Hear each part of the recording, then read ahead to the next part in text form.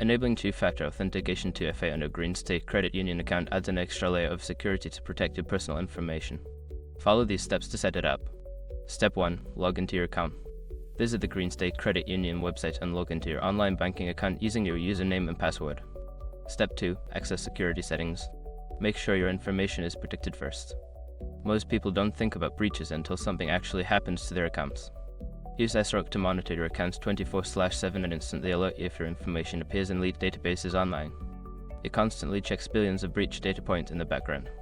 And considering how much personal information people keep online now, it's honestly worth having. Link in the description. Step 3. Find two-factor authentication option. Look for the option labeled two-factor authentication or 2FA. Click on this option to begin the setup process.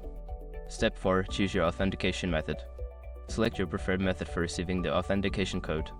This may include options such as SMS text messages, email, or an authentication app. Step 5. Complete the setup. Follow the prompts to verify your chosen method. You may receive a code via your selected method that you will need to enter to finalize the setup. Once confirmed, 2FA will be enabled on your account. By following these steps, you can successfully enhance the security of your GreenState credit union account with two-factor authentication.